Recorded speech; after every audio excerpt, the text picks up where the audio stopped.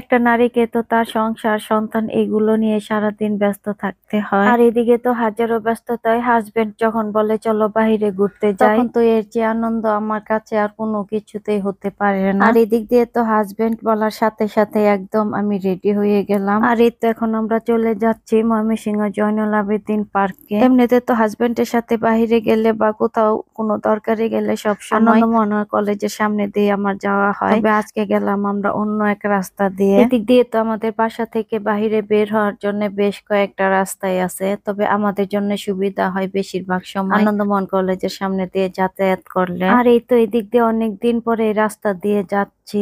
এটা হচ্ছে কাচিঝুলি মোড়ের রাস্তা। খুব ভালোই লাগছিল অনেকদিন পরেই এত সুন্দর একটা রাস্তা দিয়ে আমরা পার্কে যাচ্ছি। সাধারণত পার্কে গেলে মাঠের ওই দিক দিয়ে আমাদের বেশি যাওয়া হয়, আজকে যাচ্ছি কাচিঝুলি মোড় দিয়ে। আর সন্ধ্যা সন্ধ্যা এমন সুন্দর এক পরিবেশের মধ্যে দিয়ে যাচ্ছিলাম পার্কের ভিতর, অন্যরকম একটা ভালো লাগা কাজ করছিল। আর সন্ধ্যা সন্ধ্যায় মিমের আব্বুর সাথে রিক্সা করে এদিকে আসতে খুবই সুন্দর একটা বাতাস গায়ে লাগতেছিল। বাতাসটা পেয়ে মনে হচ্ছিল মনটা একদম প্রশান্তিতে ভরে গেল। এই দিক দিয়ে তো জীবনে তাকিতে যখন আমরা ময়মনসিংহ এর বাইরে থাকতাম, তখন তো এই পার্কটাকে আমি অনেক বেশি মিস করতাম। আর এই তো এদিক দিয়ে অন্যান্য দিনের তুলনায় আজ শুক্রবার হওয়াতে তুলনামূলক ভাবে অনেক বেশি ভিড় ছিল। মানুষের জন্য ভালোভাবে হাঁটাহাঁটিও করা যাচ্ছিল না, এত বেশি ভিড় ছিল। বাচ্চা টাচ্চা নিয়ে আসছে এই গরমের মধ্যে এই পার্কে ঘোরাঘুরি করতে।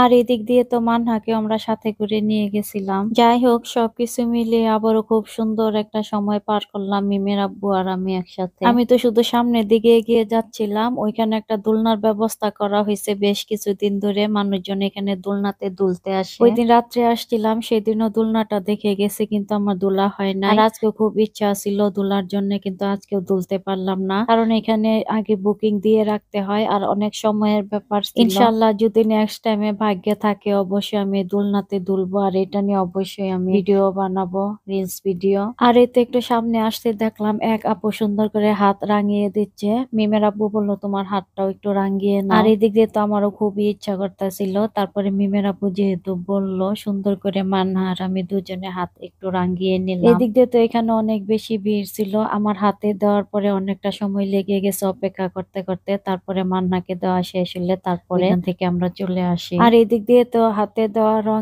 একদমই বেশিক্ষণ স্থায়িত্ব ছিল না, কিছুক্ষণ পরে উঠে গেছে, একদম কাপড় চোপড় নষ্ট হয়ে গেছে মানহারও আমারও। যাই হোক, এত কিছু চিন্তা করে তো আর দেই নাই, মনে ইচ্ছা ছিল সামনে পেলাম তাই দিয়েও নিলাম। জীবনে চলার পথে ছোট ছোট কিছু সুন্দর সুন্দর মুহূর্তই মানুষের সারা জীবন সুখের স্মৃতি হয়ে থাকে, যেগুলো পরবর্তীতে দেখলে অনেক বেশি শান্তি কাজ করে, মনের ভিতর ভালো লাগা কাজ করে, সুন্দর একটা অনুভূতি কাজ করে। আমি তো ময়মনসিংহ থেকে বলছিলাম, আপনারা কে কোথা থেকে আমার এই ভিডিওটি দেখছেন? আমার এই ভিডিওটি ভালো লাগলে সবাই একটা লাইক দিয়ে আমার পাশে থাকবেন। প্রচন্ড এই গরমের মধ্যে বেশ কিছুক্ষণ সুন্দর একটা ঠান্ডা হাওয়ায় সময় কাটিয়ে এখন আমরা আবার চলে আসতেছি। ভিডিওটি আজ এ পর্যন্ত।